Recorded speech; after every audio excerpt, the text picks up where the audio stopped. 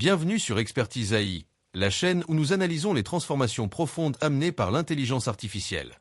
Aujourd'hui, nous décryptons un texte percutant, L'IA enterre les diplômes et la médecine, de Laurent Alexandre.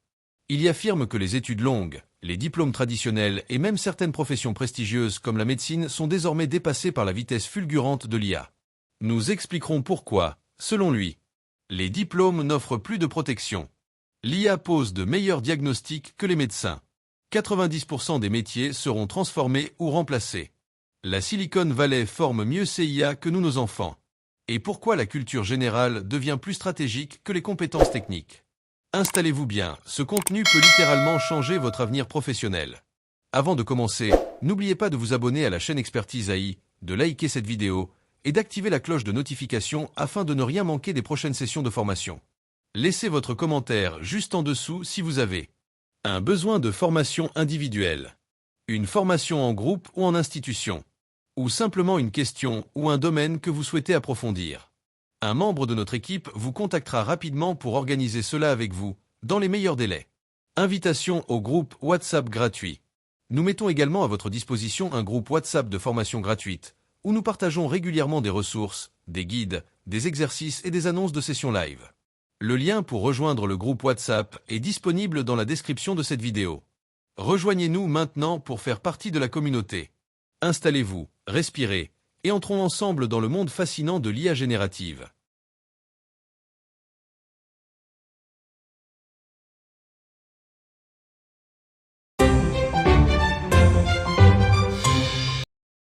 Le titre du livre, au cœur de notre analyse aujourd'hui, est une véritable claque. Ne faites plus d'études.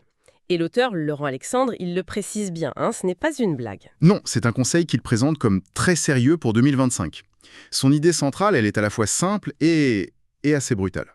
C'est ça. Avec l'intelligence artificielle, le système universitaire tel qu'on le connaît est pas seulement dépassé. Non, il serait devenu un handicap. Exactement. Et ce qui est intéressant, c'est de voir à quel point sa vision est totale. On va essayer de décortiquer un peu cette idée qui est quand même extrêmement radicale. Oui, voir pourquoi, selon lui, l'IA pulvérise des décennies de savoir-faire éducatif. Et surtout, ce que ça implique pour la médecine, le travail, les inégalités. Et au fond, la seule question qui compte, comment on apprend maintenant? Alors, allons-y. Le point de départ est sans doute le plus spectaculaire. Laurent Alexandre, il a lui-même passé 11 ans en médecine pour devenir chirurgien.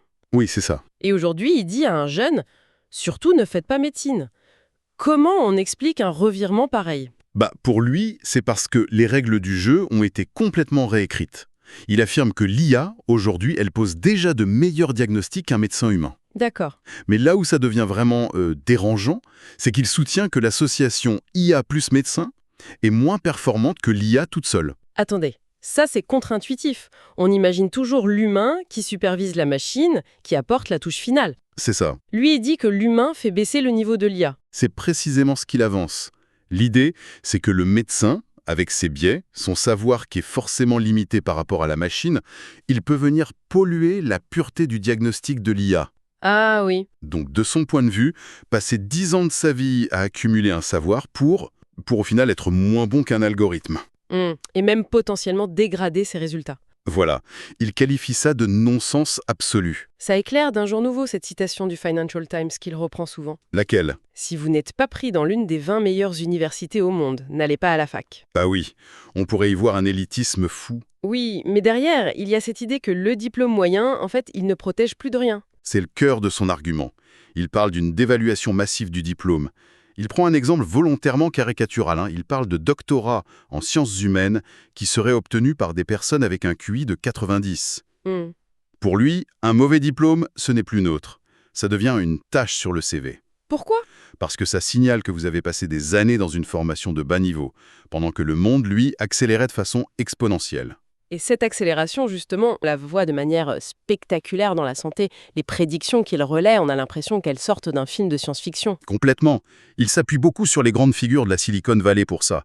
Il cite par exemple Dario Amodei, le fondateur de Claude AI, qui imagine que l'espérance de vie humaine pourrait doubler d'ici 2035. Doubler ? Oui, pour atteindre 150 ou 160 ans. En 2035 ? Mais c'est demain. C'est demain. Bien sûr, ce sont les visions de patrons de la tech qui ont un intérêt à promouvoir ça. Oui, évidemment. Mais Alexandre, lui, il semble les prendre pour argent comptant. Il cite aussi Demis Hassabis de Google, prix Nobel, D'accord. qui est convaincu que d'ici 2040, l'IA aura trouvé des traitements pour toutes les maladies humaines, y compris Alzheimer ou les cancers les plus agressifs. C'est vertigineux. Et la logique est implacable. Si l'IA peut faire ça, quel est l'intérêt de former pendant 10 ans un humain à simplement appliquer les connaissances d'hier? Donc si on suit sa logique, la vraie valeur n'est plus dans le fait de soigner, Non. mais dans la capacité à créer les outils d'IA qui, eux, vont trouver les traitements. Le paradigme est totalement inversé. La contribution humaine de haut de la leur, elle se déplace. Ce n'est plus appliquer un savoir, mais, pour reprendre son image, c'est laborer la recherche médicale avec l'aide de l'IA. Ça change tout. Ça redéfinit complètement ce qui a de la valeur. Mais cette révolution technologique, elle doit avoir un coût social. Forcément. S'il y a des gagnants, il y a des perdants. Il parle de millions de migrants surqualifiés, en parlant des IA. Oui. J'imagine que ça doit créer une sacrée fracture dans la société. Une fracture abyssale, selon lui. Et elle se joue d'abord sur le terrain de l'éducation. Il oppose deux mondes. D'un côté, la Silicon Valley qui investit des milliers de milliards pour éduquer ses IA avec les plus grands cerveaux de la planète. Et de l'autre, l'école de nos enfants qu'il qualifie de, il a démontré dur, dégueulasse, sans moyens. Donc on a d'un côté une IA suréduquée, Gavée d'intention et de talent. et de l'autre une jeunesse qu'on n'arme pas pour le monde qui vient. Exactement. Et ce décalage, il le voit aussi au sommet de l'État. Il n'est pas tendre avec les élites. Ah non, chut. Pas du tout. Il les décrit comme technophobes et complètement déconnectés. Il y a cette anecdote qu'il rapporte assez édifiante sur Éric Coquerel, qui était alors président de la commission des finances à l'Assemblée nationale. Oui. Il aurait avoué ne pas savoir ce qu'était Mistral, la grande pépite française de l'IA. Ah quand même. Pour Alexandre, ce niveau d'ignorance au sommet, c'est un danger public. Parce que ça conduit à prendre des décisions qui sont complètement à côté de la plaque. Et donc, À sacrifier les jeunes générations sur l'autel de l'incompétence technologique. c'est ça. Et la conséquence directe de tout ça, c'est que l'IA ne fait que creuser les inégalités. Il s'appuie sur une étude du Wall Street Journal qui montrerait que les plus intelligents s'enrichissent massivement avec l'IA. Tandis que les autres sont affaiblis. Voilà, les moins doués sont affaiblis parce qu'ils ne savent pas s'en servir et qu'ils subissent la concurrence de la machine. C'est un cocktail socialement explosif. C'est ça. Et ça nous amène au cœur du réacteur IA, la transformation du travail. J'imagine que c'est là que la fracture se matérialise le plus durement. Absolument. Selon Alexandre, 90 à 100% des métiers seront soit rendus obsolètes, soit radicalement transformés. 90 à 100%. Oui. Et contrairement à ce qu'on pensait au début, ça ne touche pas que l'école bleue. La robotique intelligente branchée sur des IA comme ChatGPT, ça va bouleverser aussi massivement l'école blanc. Ça a ses équipes qui pourraient lui rapporter 1000 milliards de dollars si ce robot devient plus performant qu'un humain. Et Alexandre, il y croit. Il estime que ce robot pourrait être meilleur qu'un chirurgien d'ici 2030. 2030. On n'est plus dans la science-fiction lointaine, on est dans une projection à 5 ou 6 ans. Exactement. C'est une vision incroyablement dure. Ça veut dire que les entreprises, elles n'ont même plus intérêt à investir dans leurs salariés ? C'est là que sa pensée est la plus radicale. Il dit que le slogan « L'humain au cœur de l'entreprise », c'est un poncif suicidaire. Ah oui, carrément. Pour lui, le cœur de l'entreprise de demain, c'est l'IA. Point. Et il va plus loin. Les entreprises ne formeront plus leurs salariés à l'IA. Mais comment ça? On entend partout qu'il faut former, former, former. Pour lui, c'est déjà trop tard. Le rythme de l'évolution est si rapide qu'une formation serait déjà dépassée une fois terminée. D'accord. L'attente, c'est que chacun se forme seul, en continu, chez soi, le soir, le week-end.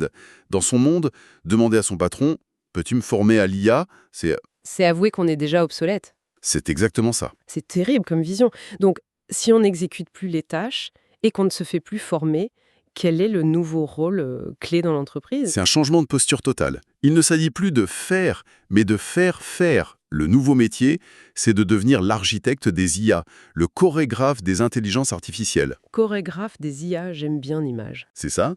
Il s'agit d'orchestrer les différentes IA, d'organiser l'interface entre les humains et les machines. La compétence fondamentale, c'est plus la maîtrise d'une tâche, mais cette capacité d'orchestration. Ok, le constat est brutal.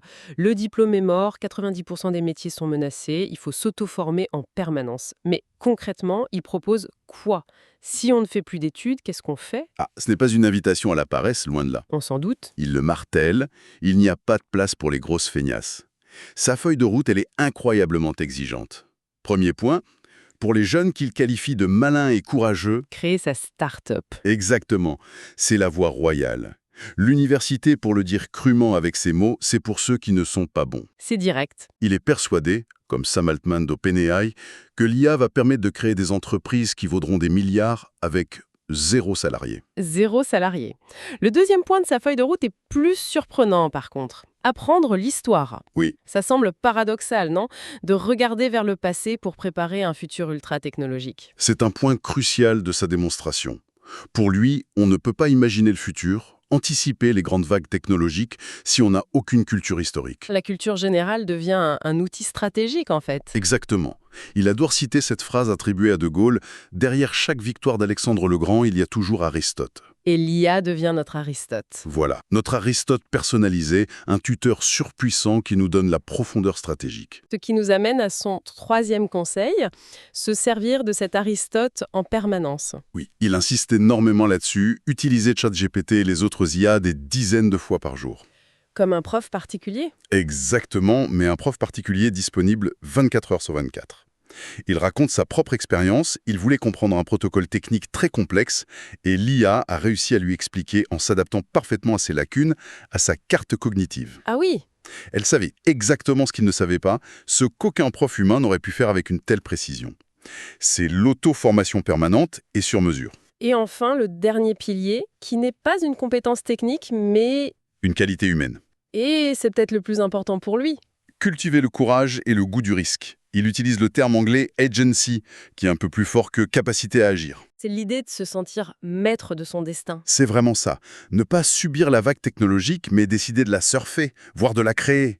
Pour lui, c'est ça qui fera la différence fondamentale entre les gagnants et les perdants. En résumé, si on essaye de tout mettre bout à bout, le message est clair et brutal. Le parcours traditionnel, diplôme, carrière, retraite, C'est terminé. c'est mort. L'antidote à l'obsolescence, c'est pas une nouvelle certification, mais un état d'esprit permanent. L'état d'esprit de l'entrepreneur historien qui s'auto-forme en continu avec son Aristote personnel. C'est un changement complet de logiciel mental, en fait. C'est ça. Et ce qui est fascinant ici, et qui ouvre une perspective plus large, c'est qu'on bascule d'un monde où la connaissance accumulée était la principale valeur humaine. Hmm. Un monde où la capacité à orchestrer une intelligence supérieure devient la compétence clé. Oui, Et ça soulève une question fondamentale qui va bien au-delà de l'éducation. Si l'IA peut presque tout faire mieux que nous, qu'est-ce qui définit désormais une contribution humaine de valeur ? Ce document révèle une rupture historique. Le modèle diplôme, emploi, retraite n'existe plus. D'après Laurent Alexandre, l'IA change tout. Les professions se réinventent. Les tâches humaines s'effondrent face à la machine. Et la valeur se déplace vers ceux qui savent orchestrer, créer, interpréter, imaginer. Pour ne pas être dépassé, il faut entreprendre et oser. Utiliser l'IA comme un tuteur permanent. Développer une solide culture générale. Apprendre sans cesse, chaque jour. L'IA ne remplace pas l'humain. Elle remplace l'humain qui ne s'en sert pas. Merci pour votre fidélité. Abonnez-vous à Expertise AI, laissez un commentaire et rejoignez notre groupe WhatsApp de formation gratuite.